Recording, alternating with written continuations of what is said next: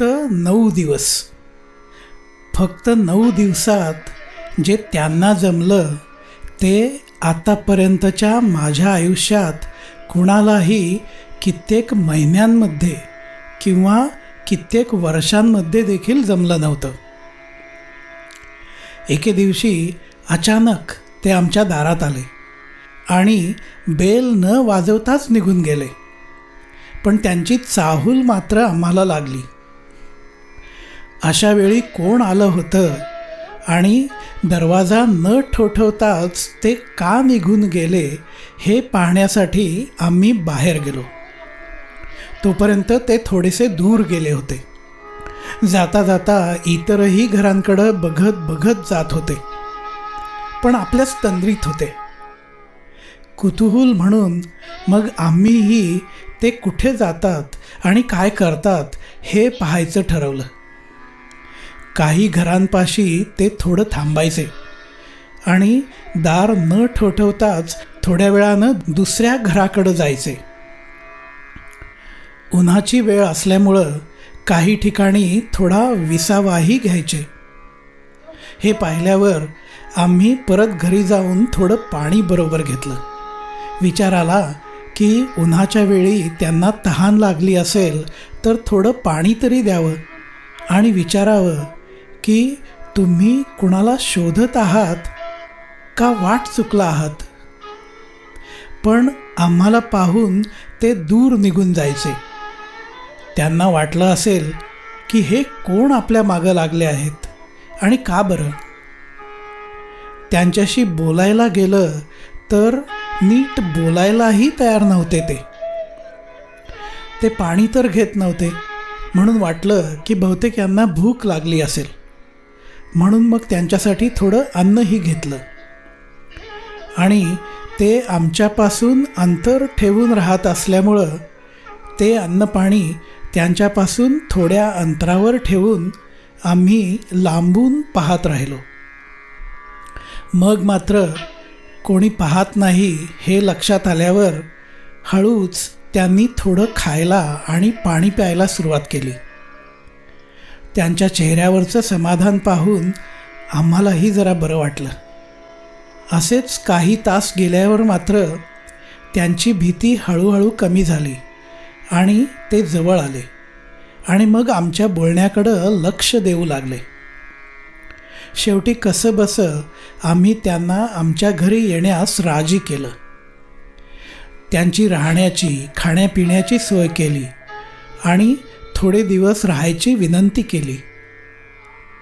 एकच दिवस त्यांना पुरेसा होता.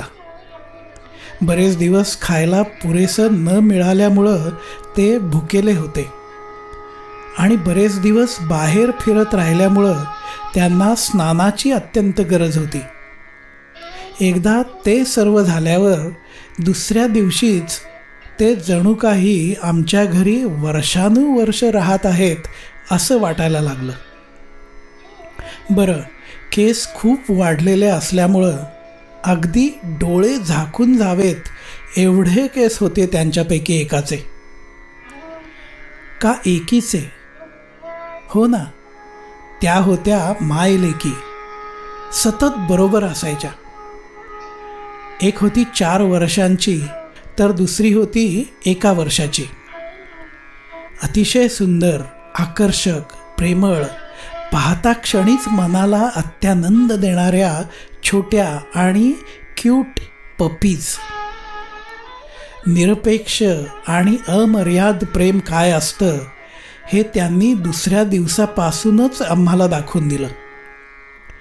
प्रत्येक वेळी त्यांच्याजवळ गेल्यावर किमान 15 मिनटं तरी हे प्रेम त्या वेगवेगळ्या प्रकारे दाखवत होत्या. 2 पायांवर काय उभं राहायच्या, जमिनीवर लोळण घ्यायच्या, एकमेकींना बाजूला सरकून आमच्या अंगावर उड्या मारायला लागायच्या. पुढचा 1 आठवडा कसा गेला ते आम्हाला कळलं देखील नाही. कितीतरी प्रयत्न केले त्यांचं आधीचं घर आणि त्यांचे घरमालक शोधण्याचे, पण सर्व प्रयत्न निष्फळच ठरले. दवाखान्यात नेऊन त्यांना सर्व व्हॅक्सिन्स दिली. हो, त्यांची तब्येत चांगली राहिली पाहिजे ना. बरं, आम्हाला त्यांची नावं देखील माहिती नव्हती, तर मग डॉक्टरांनीच तात्पुरती नावं दिली, पपी 1 आणि पपी 2. पण मोठीच्या रंगामुळं तिला चिया म्हणावं आणि छोटीला रिया म्हणावं असं वाटत होतं.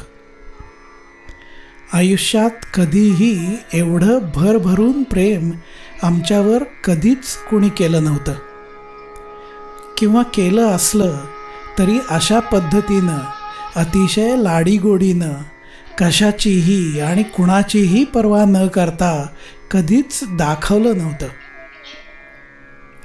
या अशा अनिवार प्रेमाबद्दल आत्तापर्यंत इतरांकडून फक्त ऐकलं होतं, पण अनुभवलं मात्र पहिल्यांदाच. हे 9 दिवस या आयुष्यात तरी कधीही विसरणं शक्य नाही. पण आमच्याकडे इतर काही पाळीव प्राणी असल्यामुळं, की ज्यांच्याबरोबर या दोघी राहणं अशक्य होतं, त्यामुळं त्यांच्यासाठी दुसरं घर शोधणं याशिवाय आम्हाला पर्याय नव्हता. आता आम्ही त्यांना विसरणं शक्य नाही आणि आम्हाला माहीत आहे की त्या देखील आम्हाला कधीच विसरणार नाहीत.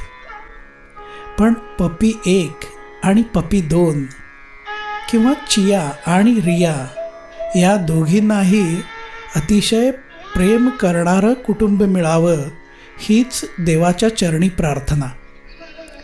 त्यांना त्यांचं पुढचं घर अतिशय चांगलं मिळावं यासाठी त्यांना योग्य ठिकाणी जेव्हा सोडलं, तेव्हा केवळ आमचेच नाही तर त्यांचेही डोळे पाणावले होते. जाता जाता त्यांनी आम्हाला अतिशय उपयुक्त शिकवण मात्र दिली. धडेच दिले म्हणा ना. निखळ, निरपेक्ष, अमर्याद प्रेम कसं करावं याचे धडे. मित्रांनो, असंच आणखीन काही मनोगत, आणखीन काही गोष्टी ऐकण्यासाठी a dialogue with our mind, मनापासून थोडं काही या चॅनलला जरूर सबस्क्राईब करा. चला तर मग पुन्हा लवकरच भेटूया असंच एखादं मनोगत ऐकायला.